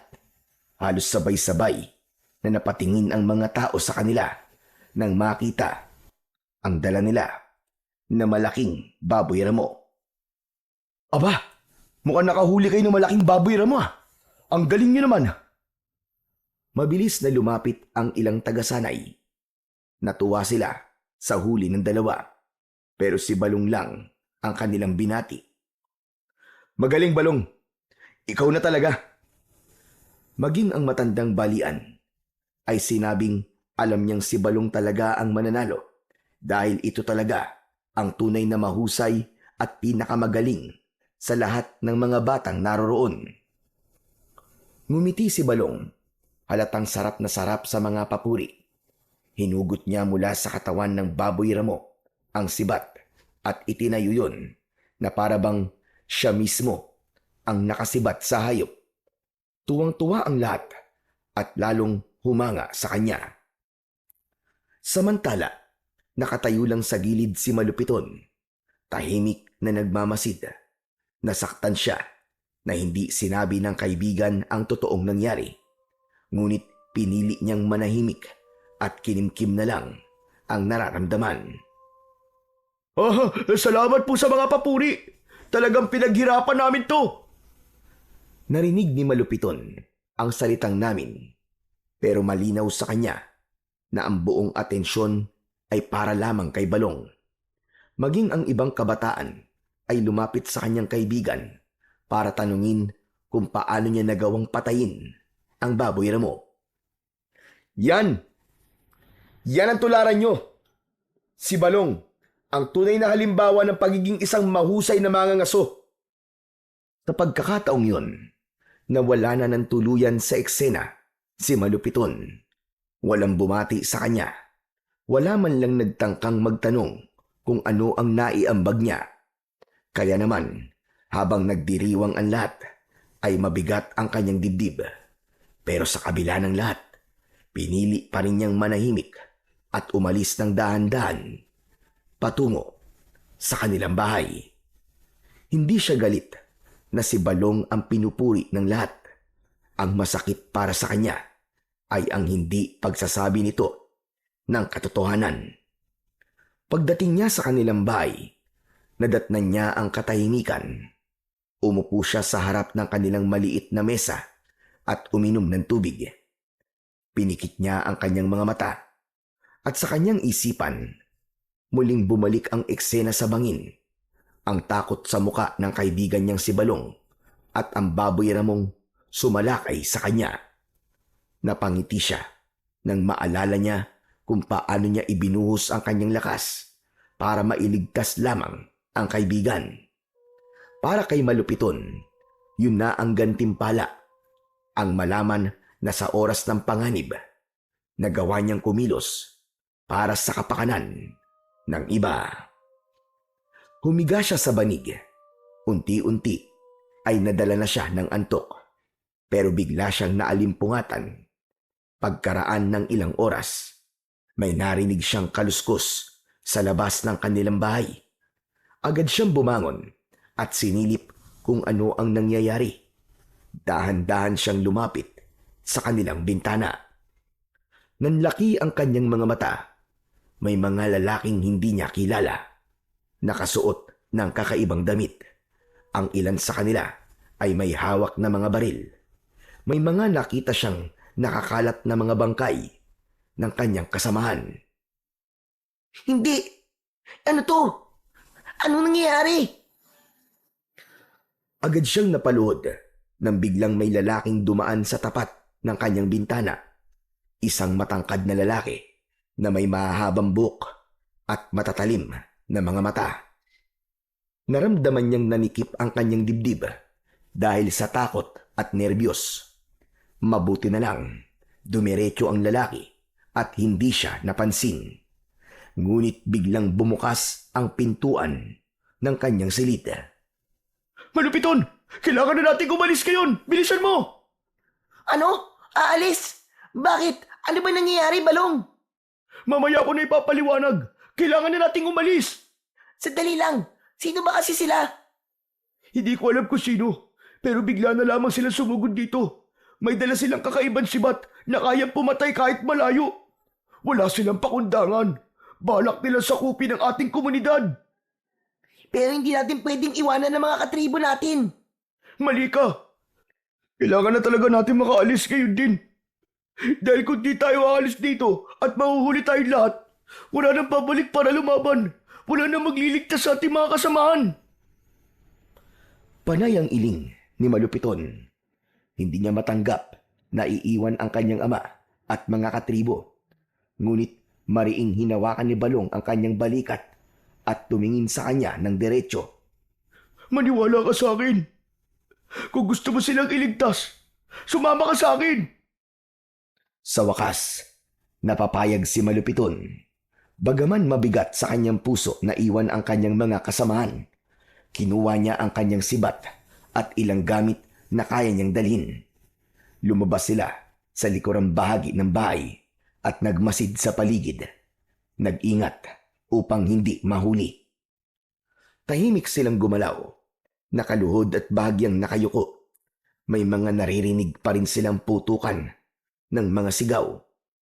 Ilang beses silang napahinto kapag napapansin nilang may armadong lalaki sa malapit. Nagtatago sila sa mga likod ng mga puno o sa mga makakapal na damo. Makalipas ang ilang minutong pagtakbo, nakarating sila sa may gilid ng kagubatan. Tumigil sila saglit para mapakinggan kung meron bang humahabol sa kanila. Mukhang ligtas tayo dito, pero kailangan pa rin nating makahanap na mapagtataguan. Saan tayo makakahanap nun? Yun ang di ko alam. Baka pwede naman mag-isip ka din. Hindi yung puro ako lang. Ah, puro ikaw. Hindi ba yun naman ang gusto mo, yung puro ikaw? Bakit ka nagre-reklamo ngayon? Panindigan mo yan. Bahala ka sa buhay mo. Ano? Bakit ganyan ka magsalita? Tungkol ba to kanina? Oo, Balong, tungkol to kanina. At tungkol to sa laging nangyayari na pabida ka. Alam mo bang hanggang ngayon, hindi pa rin mawala sa isip ko ang ginawa mo kanina? Bakit mo hinayaan na isipin ng lahat na ikaw ang nakapatay sa baboy mo? Alam mo naman kung sino ang tunay na nakapatay sa kanya, di ba? Aba, galit ka pala. Eh bakit di ka nagsalita kanina? Eh di sana, ipinagsigawan mo na ikaw ang nakahuli. Mas madali yun, kaysa ako magpaliwanag ng lahat, di ba? At sa palagay mo ba, kapag ginawa ko yun, maniniwala sila sa akin? Problema mo na yun. Saka, meron din naman akong ambag dun ah. Kung hindi kita tinulungan na maiuwi ang baboy mo, Malalaman ba nila na nakahuli ka? Hindi yun ang punto ko. Hindi mo sinabi ang totoo eh. Pinabayaan mo silang purihin ka ng purihin. Kahit na ikaw mismo, alam mong hindi ikaw ang gumawa nun. Puro ka naman reklamo. Eh kung ikaw kaya ang nasa kalagayan ko, matutuwa ka ba? Sana man lang, binanggit mo ang pangalan ko. Sana man lang, sinabi mo ang katotohanan. Utang na loob naman, Malupiton. Ano ba? Tama lang naman na sa akin ang lahat ng papuri eh.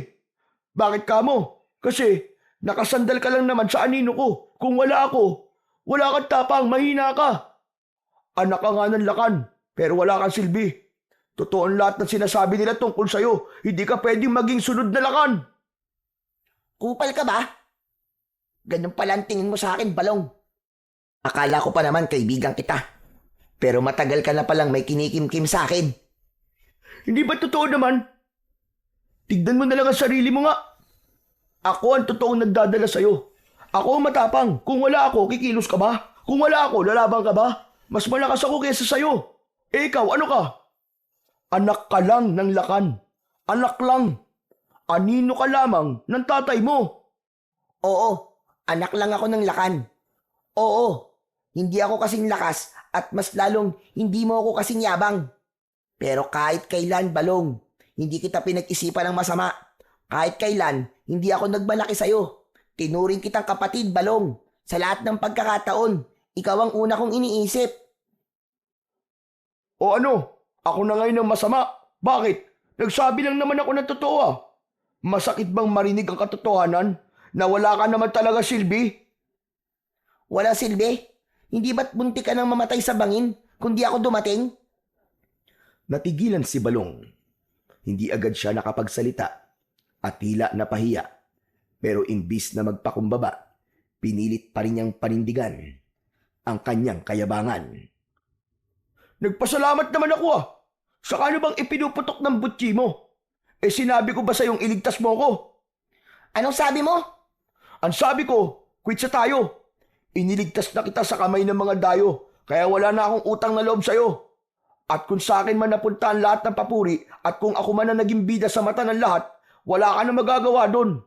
Kasi alam naman ng lahat na ako talaga ang magaling. Oo, ikaw na ang magaling. Ikaw na ang palaging bida. Pero sa sarili mo, alam mo kung ano ang totoo. Nagkatitigan silang dalawa. Mas lalong tumaas ang tensyon. Sa huli, tumalikod si Balong. Maghiwalay na tayo. Magmula ngayon, hindi na tayo magkaibigan. Magkanya-kanya na tayo ng landas. Naglakad na palayo si Balong at hindi na siya pinigilan pa ni Malupiton. Samantala siya naman ay naglakad na din. Walang katiyakan kung saan siya patungo. Ramdam niya ang bigat ng kanyang dibdib. Hindi lang dahil sa galit, kundi dahil na rin sa lungkot. Habang lumalayo, napansin niya ang mga kalalakihang hindi niya kilala. Ang kanilang mga kasuotan ay kapareho ng mga taong sumalakay sa kanilang tribo. Nagtago siya sa likod ng puno at pinagmasdan niya ang ginagawa ng mga ito. Namumutol sila ng mga punong kahoy. Marami na silang nasisira, mga malalaki at maliliit na puno. Wala silang pakundangan sa pagsira sa kalikasan. Para bang wala silang pakialam kung may mawawasak na tirahan ng mga ibon, hayop o kahit anong nilalang sa gubat. Maya-maya pa ay biglang may nagsalita. Sinabi nitong ang lugar na kanilang napili ay isang perpektong lugar para gawin nilang taguan. At doon ang gagawin nilang pugad. Napakuyom ang kamao ni Malupiton. Galit siya sa mga ito pero pinili niyang manatiling nakatago. Ayaw niya na magpadalos-dalos at mahuli ng mga dayo. Habang pinagmamasdan niya ang mga ito, biglang may lumapit sa kanyang tabi. Nakita niya ang tamaraw na ilang beses na ring nagpakita sa kanya. Nakatitig ito sa kanya at tila ba may gustong sabihin. Ikaw? Bakit? May, may kailangan ka ba? Tumango ng ilang beses ang Tamaraw at pagkatapos ay dahan-dahang naglakad palayo. Panay ang lingon nun, para bang inaanyayahan siyang sumunod. Nagdadalawang isip ang batang si Malupiton. Ngunit sa bandang huli ay pinili niyang magtiwala. Sinundan niya ito. Ilang sandali pa ay napansin niya ang daang kanilang tinatahak. Papunta ito sa direksyon ng Kuwebang Bato. At huminto sa harap ng Kuwebang Bato ang Tamaraw at itinutulak siya papasok sa loob ng kuweba. Teka, sandali lang. Teka, dito mo ba ako gustong magtago, Tamaraw? Muli siyang itinulak ng hayop gamit ang ulo nito. Naunawaan na talaga ni Malupiton na pinapapasok siya nito sa kuweba. Ngunit bago pa siya tuluyang makapasok, nakarinig siya ng mga yabag at sigaw. May mga taong tumatakbo, para bang may hinahabol. Kaya naman, binilisan niya ang kanyang kilos at pumasok na siya sa loob. Grabe, sobrang dilim naman dito. Wala na akong makita. Marahan siyang kumilos. Ayaw niyang makaapak ni isang libingan sa loob. Patawad po. Tabi-tabi po.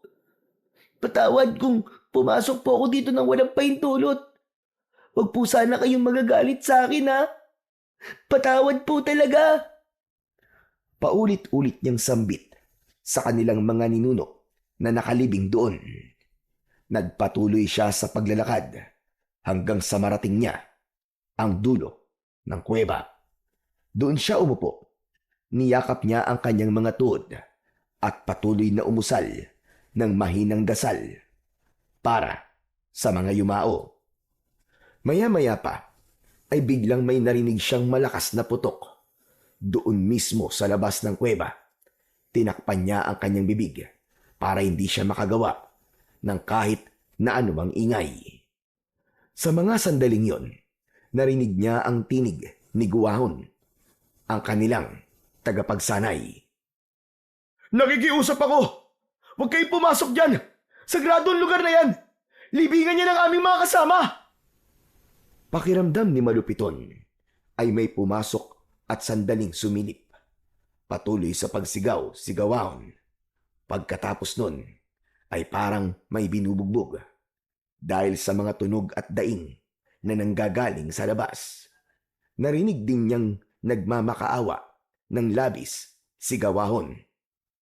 Huwag! Nakikiusap ako! Huwag! Huwag kayong manakit na mga alaga naming hayop!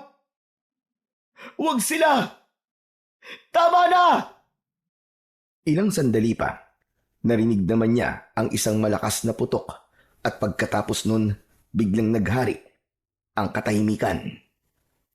Makalipas ang ilang minuto, nang maramdaman niyang wala ng tao sa labas, dahan-dahan siyang lumabas ng kuweba. Ngunit isang masakit na tanawin ang bumungad sa kanya.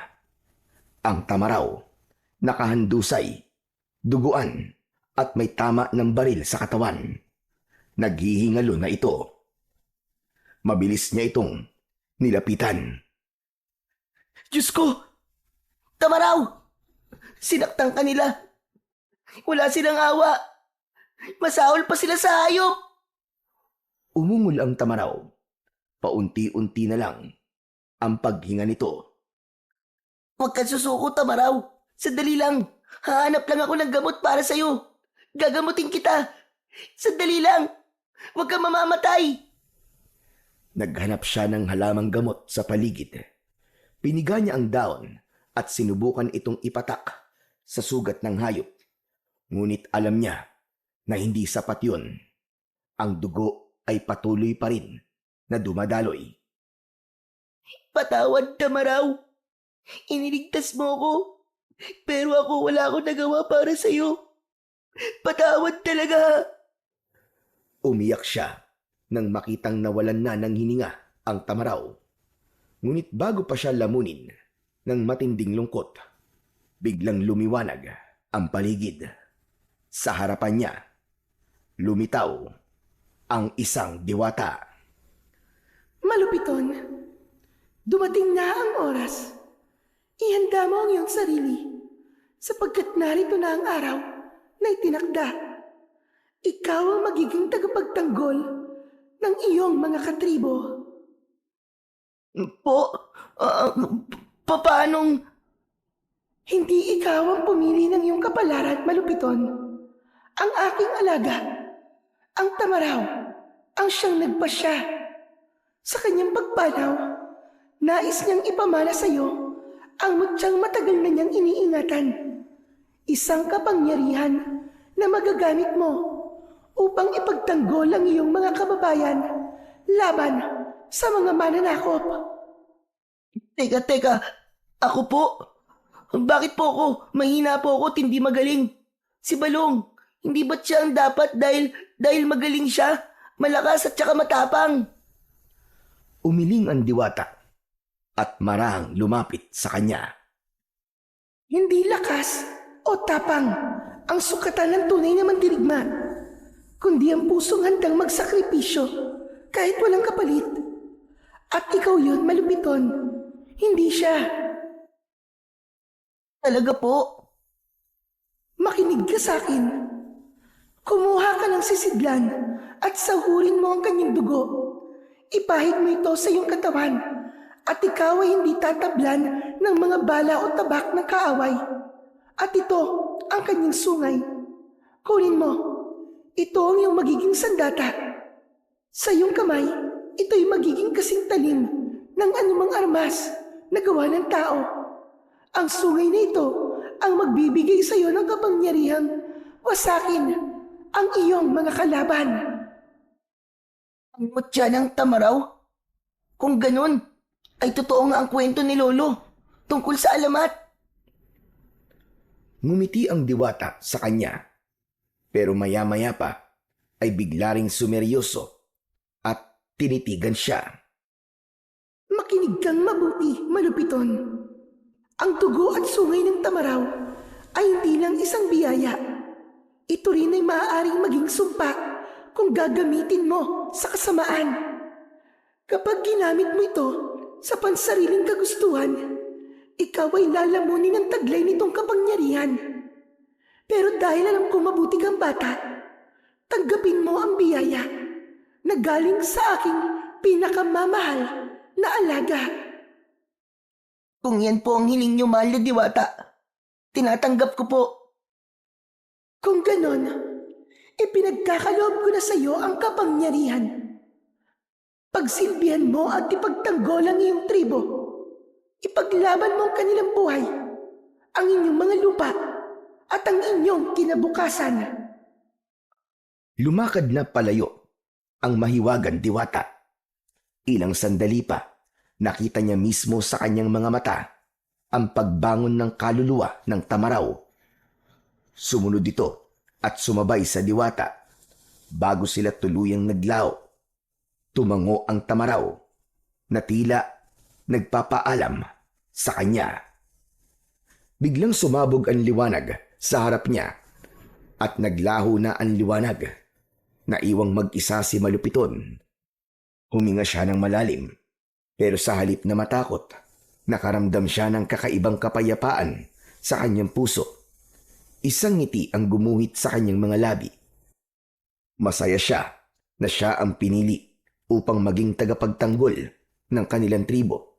Alam niya sa sarili niya na mula sa araw na yon ay hindi na siya magiging anino lang ng iba. Hindi na siya ang batang tahimik lang. Hindi na siya mahina at hindi na siya tatawaging anak lang ng lakan.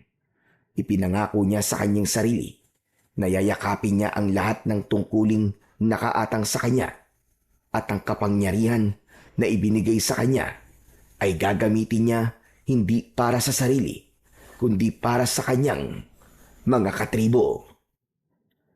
Dahan-dahan siyang lumapit sa bangkay ng tamaraw. Maingat niyang pinuno ng dugo ang kanyang sisidlan at pagkatapos ay nagpahid siya sa kanyang buong katawan, mula ulo hanggang paa. Pagkaraan ay napatingin siya sa gilid ng kuweba. Doon niya nakita ang isang matulis na bato na ginagamit ng matatanda upang alisin ang laman sa buto ng yumao bago ilagak sa kuweba. Kinuha niya ito at siya niyang ginamit para kunin ang sungay ng dakilang tamaraw.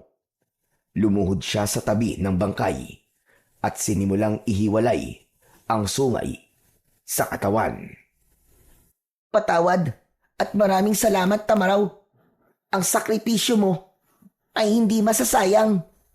Pinapangako ko yan. Habang unti-unting nahihiwalay ito, may dumadaloy na init mula sa mismong sungay, papasok sa kanyang kamay, at nang tuluyan niya itong makuha, sumiklab ang malamlam na liwanag mula rito, tanda ng kapangyarihang pumaloob sa kanya. Mutya ng dugo at sungay. Sa iyong biyaya, hindi ko hahayaang bumagsak ang aming tribo. Ipagtatanggol ko sila sa abot ng aking makakaya. Inilapit niya sa kanyang noo ang sungay, tanda ng kanyang lubos na paggalang. Saglit siyang nanahimik bago tumayo at itinago ang sungay sa kanyang likod.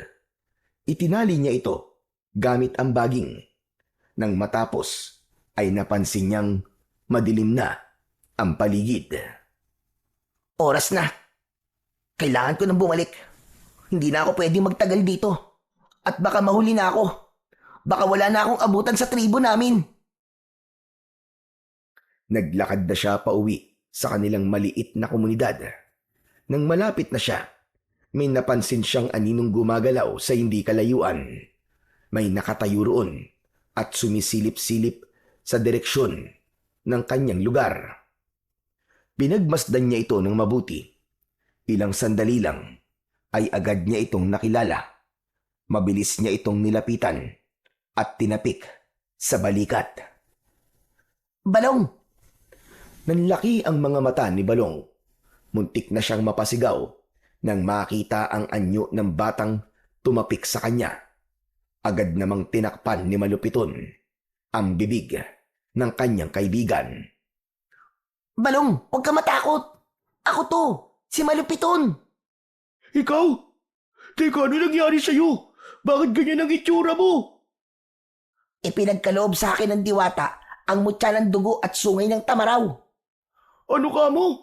Ano bang kalokohan yan, Malupiton? Maniwala ka sa akin, Balong. Hindi ako nagbibiro. Tara na, kalabanin na natin sila.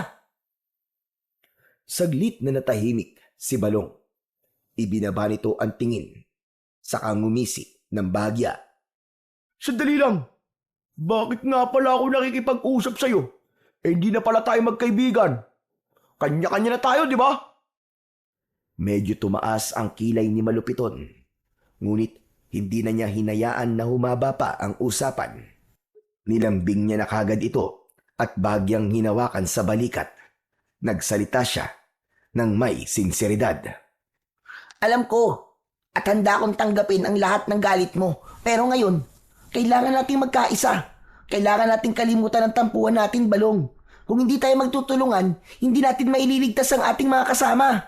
Kailangan nating maging magkakampi sa laban na to. Tumitig si Balong sa kanya. Ilang sandali pa'y bigla na lamang nitong niyakap si Malupiton ng maigpit. Patawad, Malupiton. Alam ko namang mali ako eh. Patawarin mo ako, kaibigan ha. Pinairal ko ang kayabangan ko at saka inggit. Pasensya ka na talaga. Pinisil ni Malupiton ang balikat ng kaibigan. Wala yun, Balong. Hindi tayo magkaaway. Simula ngayon, magkasangga na tayo dahil alam kong iisa lang ang gusto natin. Ang mailigtas, ang tribo natin. Oo, ililigtas natin sila.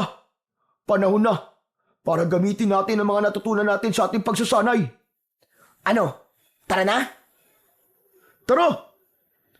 Naglakad na silang dalawa, papalapit sa kanilang nayon. Habang papalapit sila, napansin nila ang kakaibang tanawin. Ang mga dayo ay tila abala at may pinaghahandaang pagtitipon. Sa gitna ay may mga nagsisigawan at nagtatawa ng mga lalaki. May mga nag-iinuman at may mga nagluluto sa malalaking kawali na parabang may piyesta. Nagmasid pa ang dalawa. Tignan mo! Nakatabi na lang doon ang mga sandata nila. Oo nga. Mabuti pa. Yun ang una nating kunin. Tsak, na mahihina sila kung wala sila sandata. Madali lang to. Ako nang bahala. Madali lang para sa akin yan. Sanay ako dyan. Sigurado ka? Kaya mo? Bawal magkamali ah. Yakang-yaka ko. Pagkatapos nun, ano pala ang plano? Ako ang makikipaglaban. Ako ang haharap sa kanila. Ano? Ikaw? Ako nga. At ikaw ang bahala sa mga armas. Kunin mo at itago. Mas madali natin silang mapapabagsak kung wala mga ito sa kanila. At isa pa, ikaw ang bahala magpataka sa mga biyag ah. Unahin mo ang mga may kayang makipaglaban tulad ni Ama, ni Gawahon at ng ilan nating mandirigma.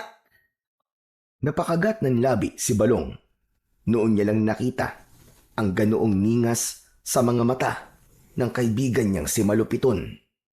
Matapang, walang pag-aalinlangan at puno ng determinasyon. Ibang-iba sa dating Malupiton. Kung ganun, ako na ang bahala. Huwag ka mag-alala. Gagawin ko ang lahat para magtagumpay. Nagkatinginan ang dalawa at parehong tumango. Habang lumalalim ang gabi, mas lalo pang naging maingay ang pagdiriwang ng mga dayo. Maya-maya pa ay sinenyasan na siya ni Malupiton. Tumango si Balong. Gumapang siya papalapit. Dahan-dahan, tila isang ahas. Samantala, nanatiling nakamasid si Malupiton, handang sumaklolo anumang oras. Ang ilan sa mga dayo ay lasing na. Nagtutulakan, nagtatawanan at nagsisigawan na. Kaya naman, hindi nila napansin ang ginagawang pagkilos ni Balong. Isa-isa niyang kinuha ang mga baril at isinilid sa dala niyang sako. Nanginginig ang kanyang mga kamay habang ginagawa ito. Biglang may isang dayo ang dumaan malapit sa kubo. Natigilan si Balong, halos hindi makahinga. Ngunit sa kabutihang palad, dumaan lang ito. Umihi at muling bumalik sa kasiyahan. Nang makasiguro, mabilis na gumapang si Balong papalayo. Dala ang mga armas. Magaling Balong! Nagawa mo! Sabi ko naman sa'yo yakang-yaka ko yun Agad nilang itinago ang mga armas. Tinabunan nila ito ng mga dahon. Oras na. Kapag sumugod ako, patakasin mo na mga kasama natin ha. Para may kasama tayong lalaban. Tumango si Balong. Seryosong nakatingin sa kanyang kaibigan. Sige, panahon na para ipakita natin kung sino talaga ang mga anak ng tribo. Humanda sila! O ano Balong? Handa ka na? Handang-handa na, kaibigan! Sa mismong sandaling yon, lumabas mula sa kanyang pinagkukublian si Malupiton. Tumayo siya sa gitna at sumigaw. Umalingaw-ngaw ang kanyang tinig. Itinaas niya ang matalim na sungay ng tamaraw. Lumayas kayo sa lupain namin! Mga sakim na dayo! Nung una ay nagulat ang mga ito nang makita ang anyo ni Malupiton. Ngunit di nagtagal ay bigla silang nagtawanan. May ilan pang nahulog sa kanilang mga upuan habang hawak ang kanilang mga tiyan. Mabilis na sumugod ang isa sa mga dayo. Dala ang kanyang tabak. Inundayan niya ng saksak si Malupiton. Ngunit para lang itong bumangga sa matigas na bato. Walang anumang bakas ng sugat sa katawan. Ang bata, agad na inihampas niya ang sungay ng tamaraw sa tagiliran ng kanyang kalaban at sa isang tira, bumagsak ito ng pasadsad sa lupa at nawalan ng malay. Habang nagaganap yun, mabilis namang kumilos ang kaibigan niya na si Balong. Pumuslit siya sa kulungan kung saan nakatali si Lakan, si Gawawon at ang ilan pang mandirigma sa kanilang tribo. At sa isang iglap, kinalagan na niya ang lahat. Tuwang-tuwa ang lahat kay Balong sa pagkakaligtas niya sa mga ito. Ang galing mo!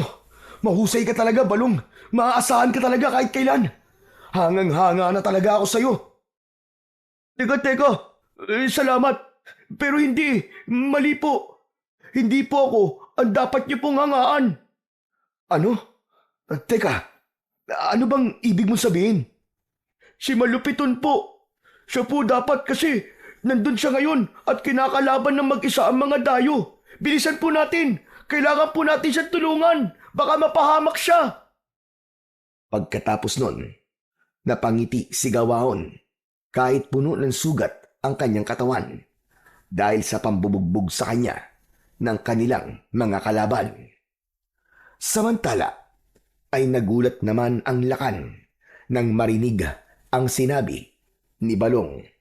Hindi siya makapaniwala na nagawa ng kanyang anak ang humarap sa mga kalaban. Teka, tama ba narinig ko? Paanong nangyari yun? Saan kinuha ng anak ko ang kanyang tapang? Mamaya na lang po tayo magkwentuhan.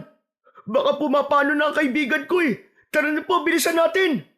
Sige, tama ka Balong, tara na. Hindi pwedeng wala tayong gawin. Mga mandirigma, kunin ang ating mga armas.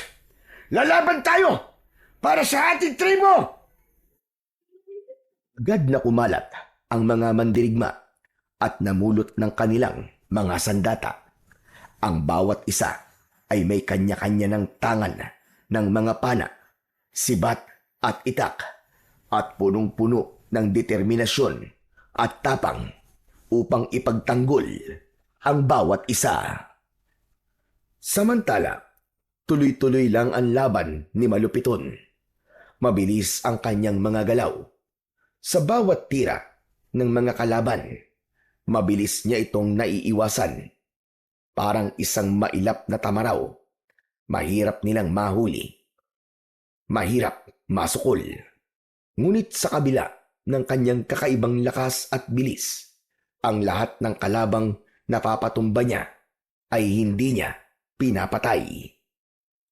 Sagrado ang buhay ng bawat nilalang para sa akin. Hindi ko kayang pumatay ng kaaway. Umalis na lang kayo at hayaan nyo kaming mamuhay dito ng tahimik. Biglang nagsitawanan ang mga dayo. Tila aliw na aliw sa bawat salitang ipinupukol sa kanila ng bata. Ilang saglit pa, isa sa kanila ang umabante at tumingala sa buwan. Unti-unti, nag-iba ang kanyang anyo. Dapat ba talaga kaming matakot sa'yo, ha bata? Napaatras si Malupiton nang makita ang pagbabagong anyo ng kanyang kalaban. Ang balat nito ay naging kulay itim. Humaba ang mga kuko at pangil na animo ay patalib. Naging isang nakakatakot na nilalang ng dilim. Teka, aswang? Tama ka bata, isa nga akong aswang. At alam mo bang, naaakit ako sa amoy ng dugo mo? Wag kang lalapit. Hindi ako mangingiming, saktan ka. Maniwala ka sa akin. Sasaktan mo ko. Pero hindi yun ang nakikita ko sa mga mata mo. Nararamdaman ko ang takot mo. Unti-unti na napaatras si Malupiton. Kita na ang kaba sa kanyang mga mata. Ang aswang ay dahan-dahang lumapit sa kanya. Ikaw, maliit na mandirigma. Ikaw ang magiging hapunan ko. Umabante na ang aswang, kaya naman muling napaatras si Malupiton. Ngunit sa kanyang pag-atras, may bigla siyang nabangga. Nang lingunin niya, nakita niya ang kanyang ama na si Lakan Daturos, nakatayo sa likod niya. Huwag ka matakot. Alam mo bang nung kasing edad mo ko, ay may napatay na rin akong aswang noon? Talaga po? Oo, isinama ako ng lakan noon para daw mangaso. Pero hindi ko alam na aswang palang hahabulin at kakalabanin namin. Isang aswang na naligaw sa ating kagubatan. Namangha si Malupiton sa kanyang narinig. Ang kaba at takot na kanyang nararamdaman ay biglang nawala. Maigpit niyang hinawakan ang sungay at itinaas ito. Kung ganon, papatay na ako ng aswang ngayong gabi. Tulad ni Lolo at tulad niyo po, ipagtatanggol ko ang ating tribo. Yan, ganyan nga anak, tama yan. Magkasangga tayo dyan. Lalaban tayo hanggang kamatayan. Agad na pumwesto si Malupiton.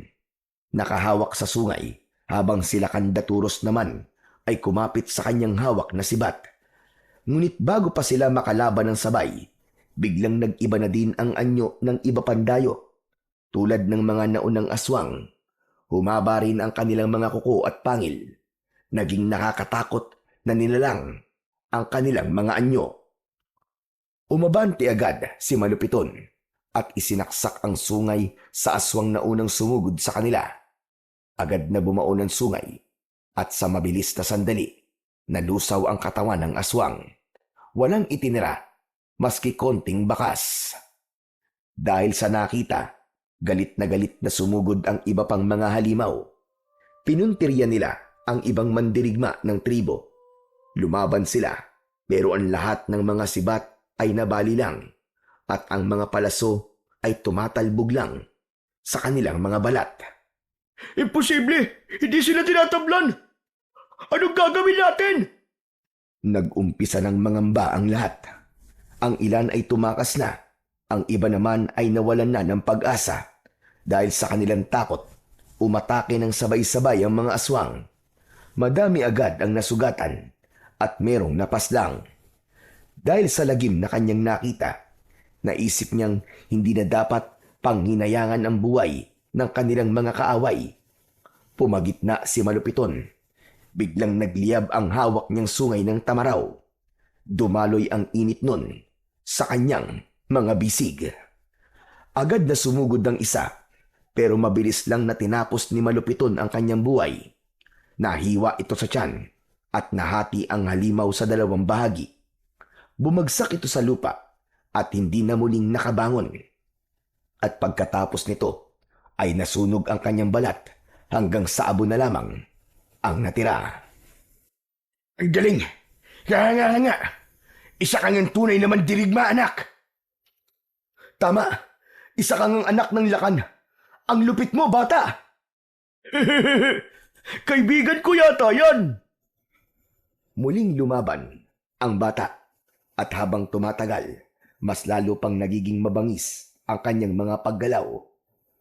Ang kanyang mga mata ay tila nag-aapoy na sa galit. Teka, sandali! Nakikita niyo ba? Bakit ganun? Parang nag-aalab na ang kanyang mga mata. Oo nga, napansin ko din yan. Balong, alam mo ba kung ano nangyayari sa anak ko? Parang may espiritong gumagabay sa kanya. Nang makita nila ang anino ni Malupiton, ay hindi ito pangkaraniwang anino ng isang bata. Sa halip, isa itong anino ng hayop na may sungay. Nagkatinginan ang mga taga-tribo. Hindi sila makapaniwala sa kanilang nakikita. Patuloy pa rin lumalaban ang bata ng mag-isa. Sige anak! Kaya mo yan! Ubusin mo silang lahat! Hinarap ni Malupiton ang natitira niyang mga kalaban. Uubusin ko kayong lahat hanggat may lakas ako. Hindi nyo kami magagalaw. Biglang nagliwanag ang sungay. Ang lahat ng mga aswang ay nasilaw sa taglay nitong liwanag. Halos hindi nila maidilat ang kanilang mga mata. Kaya naman, naging mabilis ang kilos ng bata. Sinaksak niya ang mga kalaban gamit ang kanyang sandata. Nagsibagsakan ang lahat at nasunog ang mga katawan at tinangay ng hangin ang kanilang mga abo. Nang matapos ang laban, ay bigla siyang nawalan ng malay. Agad na nilapitan ni Lakan ang kanyang anak, Pero kahit panay ang yugyug nito at pagsigaw, hindi nagising ang bata. Dinala nila ito sa bahay at tinignan ng isang balian. Sinabi nitong maayos naman ang kalagayan ng bata.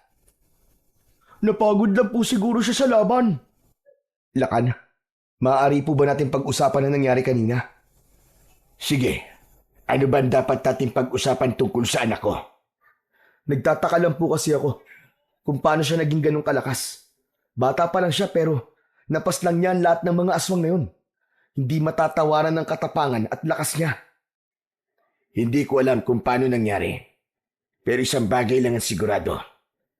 Isa siyang tunay na anak ng ating tribo. Pagkatapos nun, ay biglang sumulpot si Balong. Mukhang alam ko na po kung ano nangyari. Ano? May nabanggit po kasi sa akin ng kaibigan ko, sabi niya. Nagpapakita raw po sa kanya ang isang tamaraw na may gintong balahibo sa batok. Palagay ko po, may kinalaman ng lahat ng yun sa nangyayari sa kanya. Mukhang tama ka.